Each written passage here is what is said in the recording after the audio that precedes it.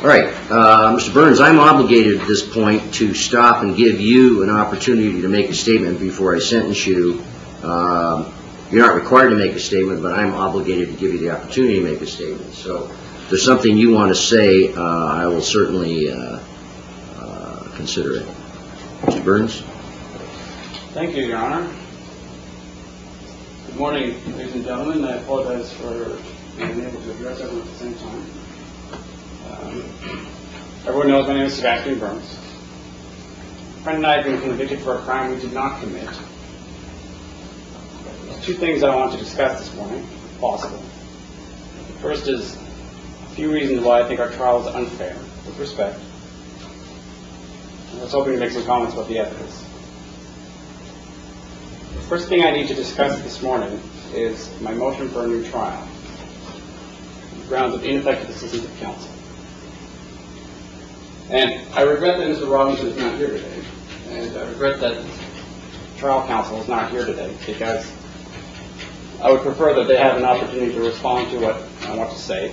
However, they did know about this hearing, and they did know about my motion for a new trial, and they have heard everything I've had to say about it, and they chose not to be here. Now, in 2003, my attorneys first advised me to consider testifying. Between that day and the day that I took the stand,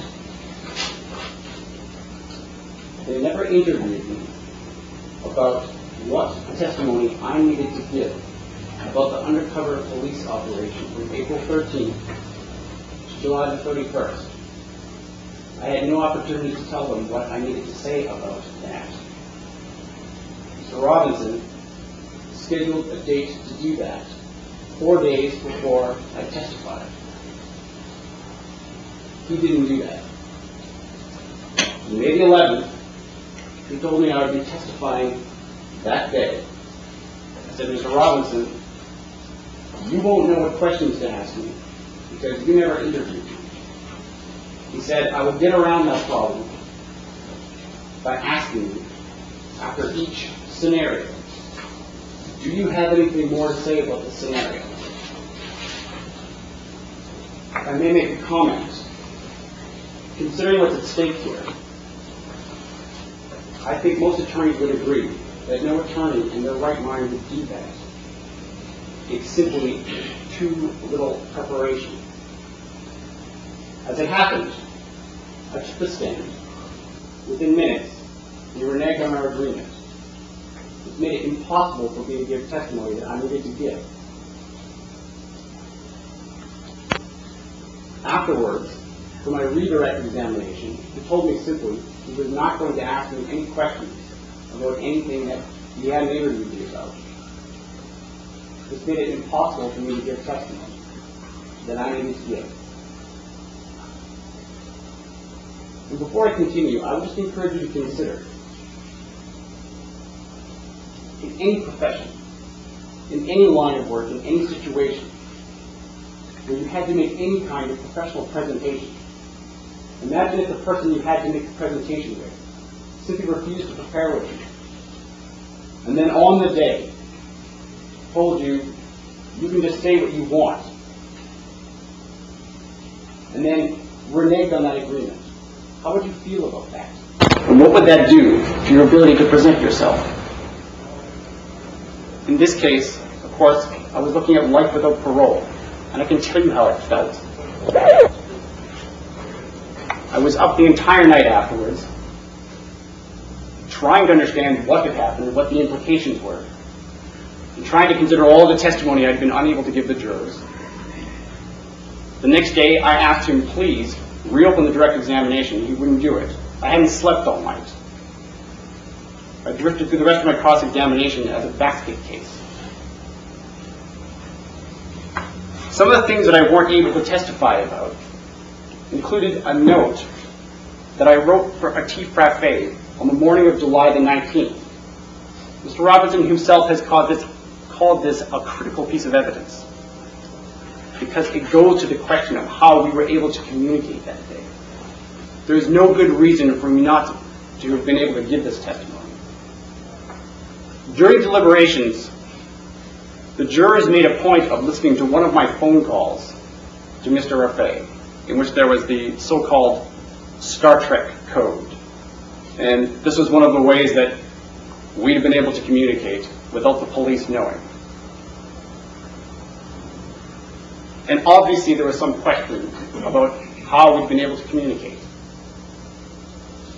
That's the only significance of that call. The note that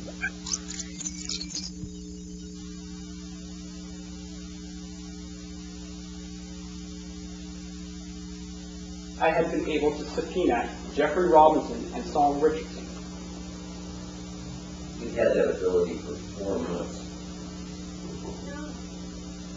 You go ahead and proceed, Mr. Burns. Well, Your Honor, Mr. Duquette himself is not ready to proceed today. As a pro se defendant, well, let me say, the court has, yeah, exactly, precisely, Your Honor. I have been denied the right to proceed pro se on the grounds, as I understood it on the record, that it would cause a delay. Now, we're here on October 22, and it would not have caused a delay because I'm ready to proceed. The only element that does not take place is that the subpoenas were not served. And the first unpredictable error, like I said, was that the attorney that I hired discovered that she had a conflict. The second error was that on Monday, it was my understanding that the subpoenas were going to be filed.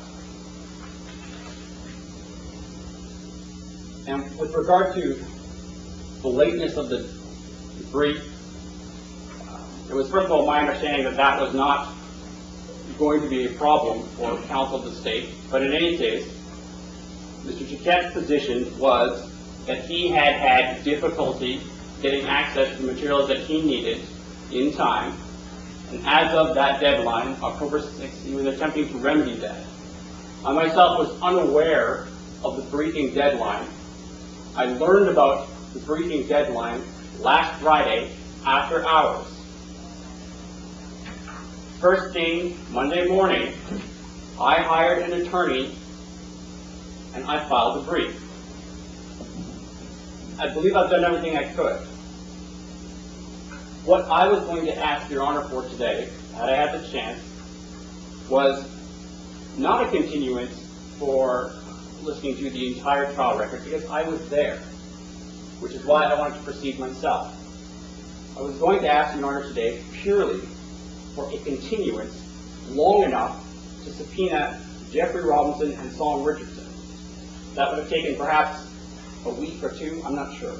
It would have been a very short continuance. And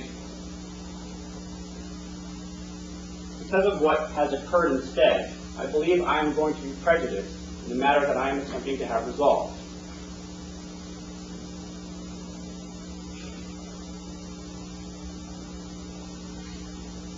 And I have, of course, submitted 2 written briefs in which I made it clear that I would be ready more quickly to new counsel, and I can confirm today that I am ready today.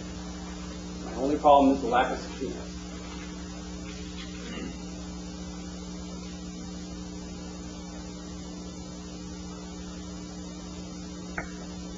And all that said, there's 2 things that I want to talk about today.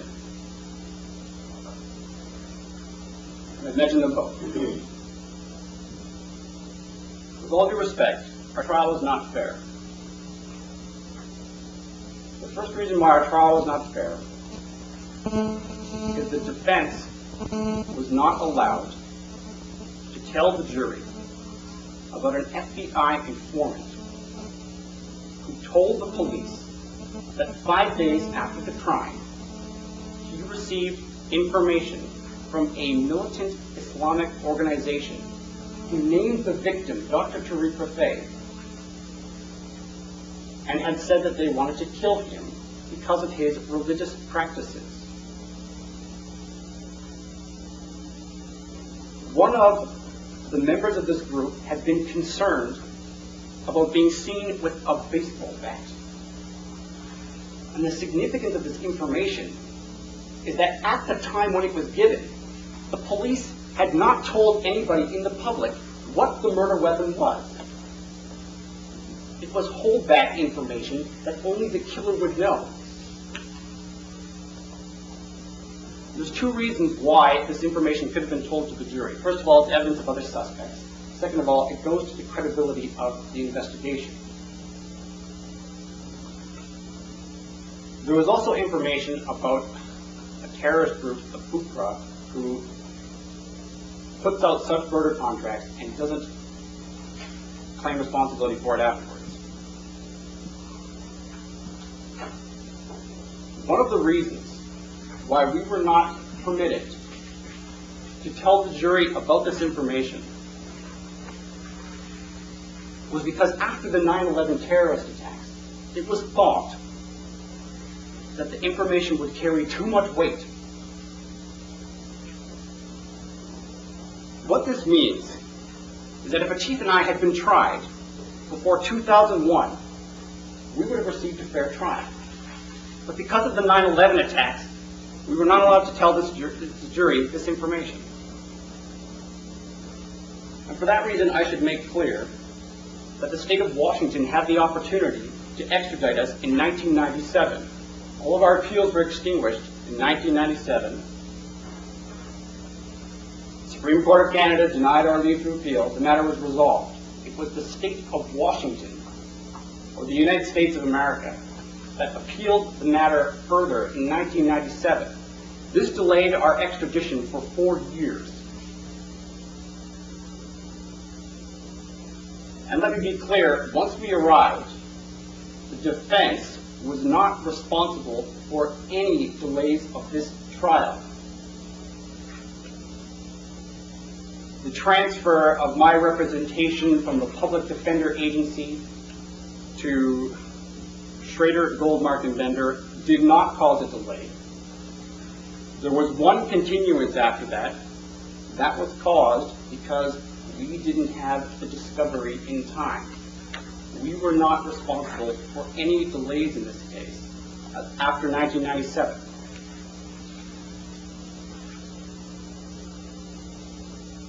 One of the effects of excluding this information is that the jurors had really little choice but to presume that there just was no other information like this. And actually there was one exception. We were allowed to tell the jury that there was information about a murder contract that was put out on an Indo-Canadian family that had moved to Bellevue. What that information lacked was a motive. We weren't allowed to give the jury evidence of why somebody would want to do that.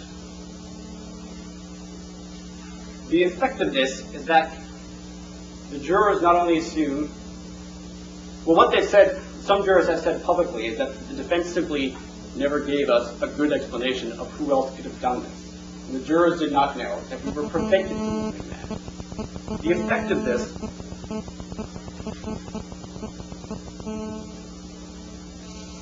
is like as follows. Other suspects compose a kind of social sphere. It composes a kind of, like a building full of people. If the jury is not allowed to see all the other people in this building, and all they're allowed to see is the defendant standing alone with a dead body in this empty building, then that is the most damning evidence against him before the trial has even started.